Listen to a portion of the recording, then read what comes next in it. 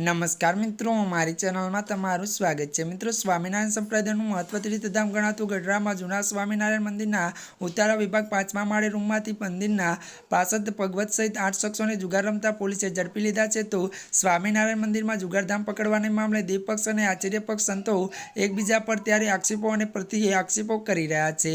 જો કે મિત્રો વાત કરીએ તો ગઢડા શહેરમાં આવેલા જૂના સ્વામિનારાયણ ઉતારા વિભાગના 5મા માળે રૂમ નંબર 509માં જુગાર રમતો હોવાની ગુપ્ત બાતમીના આધારે પોલીસે રેડ કરી હતી।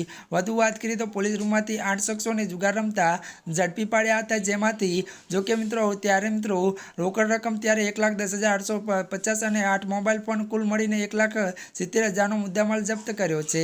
મળતી વિગતો જણાવી દઈએ કે ગઢડા જૂના સ્વામિનારાયણ મંદિરમાં ત્યારે જુગારધામ પકડવા મામલે દેવ પક્ષ અને આચાર્ય પક્ષના આક્ષેપ પ્રતિ આક્ષેપ કરી રહ્યા છે। ગોપીનાથજી મંદિરના ચેરમેન હરિજીદાસ સ્વામીએ ત્યારે આચાર્ય પક્ષના એસપી સ્વામી પર આક્ષેપ કર્યા અને જુગાર પકડાયેલા ભગવત હરિકૃષ્ણ પર આચાર્ય પક્ષના હોવાના ચેરમેન આક્ષેપ છે।